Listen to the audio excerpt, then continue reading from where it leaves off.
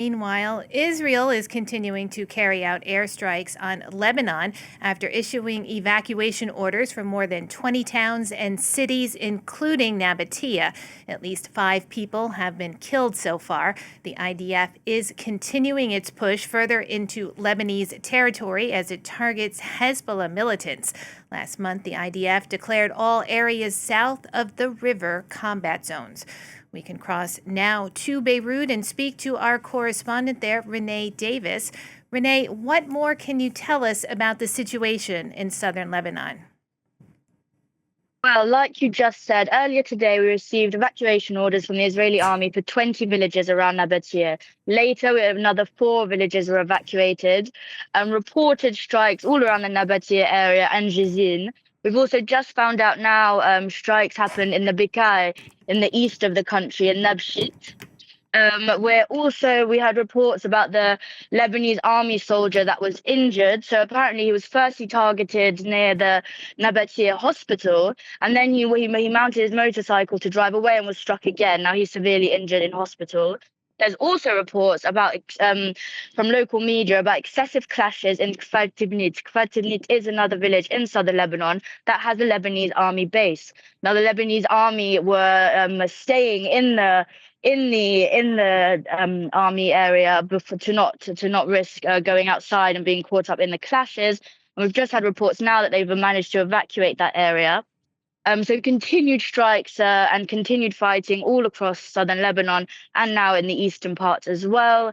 That's new waves of displaced people again that have only just, many of them have only just settled and they're having to be upheaved once more.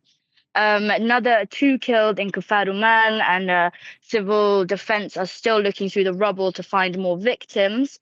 Also, a report about a rescue team, a paramedics team, were targeted in southern Lebanon, and it was a very close call, but we have no reported casualties just yet.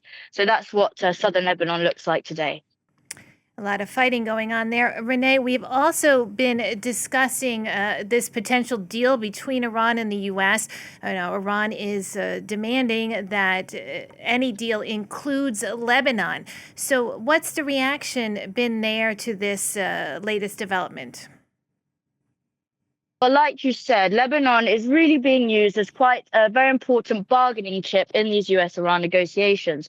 So on the one hand, Iran insists that Lebanon be included with negotiations and a full evacuation of all Israeli troops.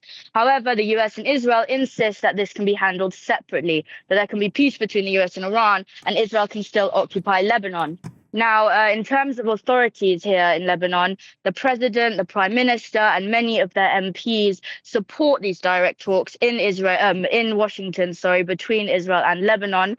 And that is received very differently by lots of the population. Here, on the one hand, you have Hezbollah that insists that these talks are total capitulation and will never lead to a full evacuation of the Israelis on Lebanese soil.